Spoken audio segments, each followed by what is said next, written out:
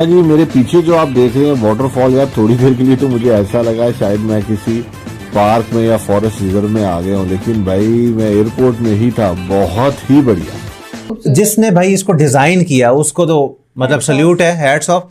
और बैम्बू को लेकर के और लकड़ियों का जो काम किया है ना, वो और रियल प्लांट्स जो वो फॉरेस्ट सा बनाया हुआ है, वाटरफॉल आ रहा है। बिलीव ये एयरपोर्ट है, ये तो कोई सफारी वो लग रहा है, सफारी पार्क। ये देखें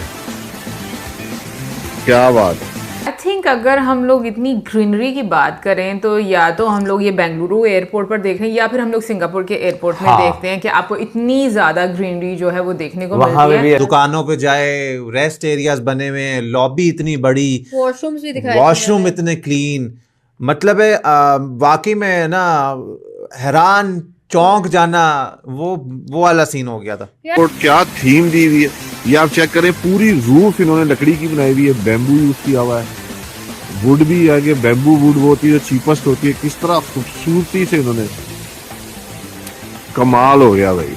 मुझे जो सीटिंग एरिया था ना, जो स्पेशली बैम्बूज के कैफे बने हुए हैं, मुझे वो बहुत प्यारा और यूनिक आइडिया लगा। सो ओवरऑल तो मतलब आप पूरे का पूरा देखते हो तो जो एयरपोर्ट है वो बहुत खूबसूरत है। ये पाकिस्तान हो भी नहीं सकता, नहीं हो सकता ये। हमने कुछ किया ही नहीं, हम 75 सालों में हमने कुछ नहीं किया। आप बताएं। नहीं है, पाकिस्तान तो नहीं है भाई। कंट्री कौन सी लग रही है वैसे? इतनी डेवलपमेंट चेक करो हमारे पास। मैं भी दुबई और टर्की। इंडिया के साथ आप खुद को कंपेयर क्यों ना करें। देखें 1947 अगर हिस्ट्री देखें, उनके जो रिजर्व्स हैं वो देख लें, आप अपने देख लें। पाकिस्तान में ये आपको एयरपोर्ट नो डाउट देखने को मिलते हैं, लेकिन इतने बड़े और अंदर इतनी फैसिलिटीज जो है ना वो आपको नहीं देखने को मिलती। Because they look like railway station। हमें जो समझ आई है ना, वो वहाँ पर हुकूमत आती है अवाम के वोट से, हमारे यहाँ पर वो हुकूमत आती है अंपायर की उंगली से। तरक्की याफ्ता मुल्क बन चुका है अब इंडिया, आज़ाद मुल्क है। वो ईरान से तेल ले रहा है, उसके बाद रूस से भी ले रहा है, तेल ले रहा है, उनका अमेरिका कुछ नहीं कहता। पूरे एयरपोर्ट पे थ्रू आउट चलने वालों के लिए फ्लैट एस्केलेटर मौजूद। आज हम ये कह रहे हैं हमें इंडिया के साथ ना कंपेयर किया जाए, कल को हम कहेंगे हमें बांग्लादेश के साथ ना कंपेयर किया जाए। अल्लाह ना करे ऐसी नौबत आ जाए कि हम ये भी कह दें कि हमें अफगानिस्तान के साथ भी कंपेयर ना किया जाए। उससे पहले हमें आपस की बात है, इस वक्त अफगानिस्तान भी हमसे आगे है। वो वहाँ पे डॉलर जो है 92 के 80 रुपीज़ का है। अब आप बताएं आप किधर हैं और अफगानिस्तान किधर?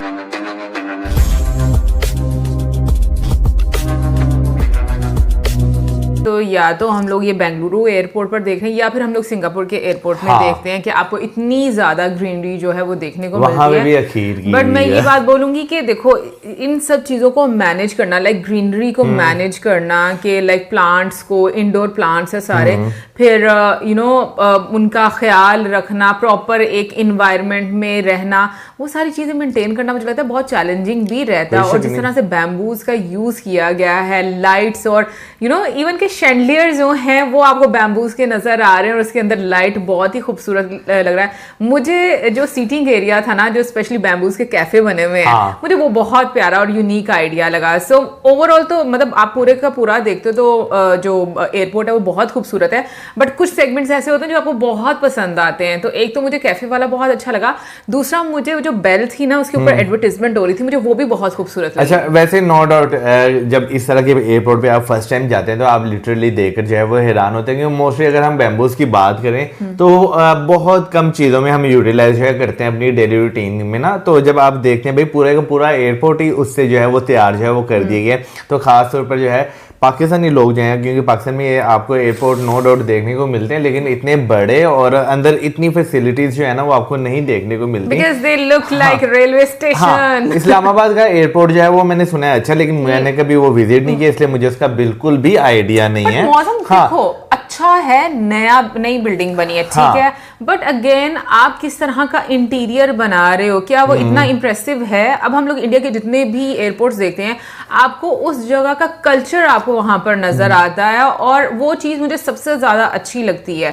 आए दिन कोई ना कोई प्रोजेक्ट करते हैं, क्या वजह है इंडिया की गवर्नमेंट में? असल इशू ये है कि वहाँ पे आप देखते हैं कि डेमोक्रेसी का एक तसलसल है जब से हम लोग गोरों से आज़ाद हुए हैं वहाँ पे डेमोक्रेसी का एक तसलसल है, लेकिन हमारे यहाँ इशू ये है एक दफा भी शायद मार्शल नहीं है, यहाँ पे डेमोक्रेसी का तसलसल नहीं।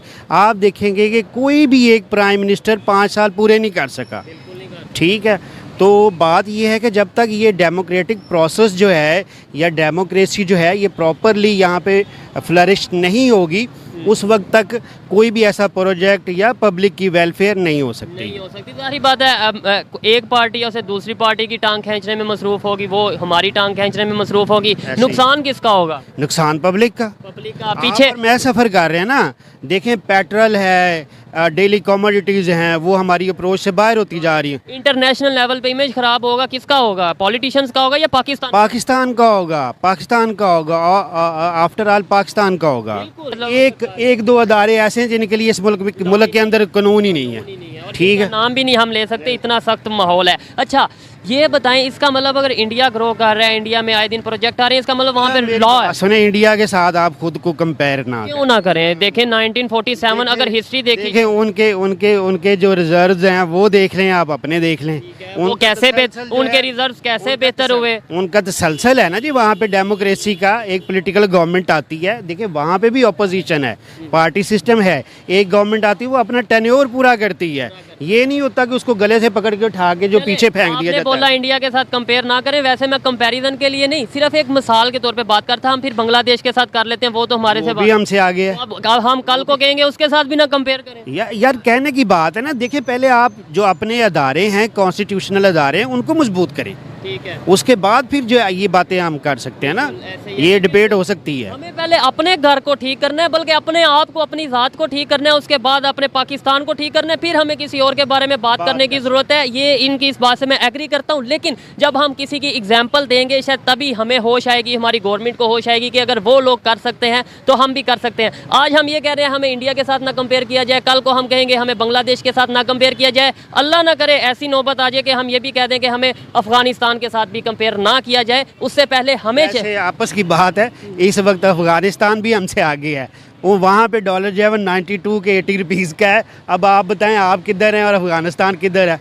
जिसने 2-3 दहाइयों से, जब से हम लोग पैदा हुए हैं तब से वहाँ पे वॉर देख रहे हैं, लेकिन उनकी जो इकॉनमी वो हमसे बेहतर है, ठीक है।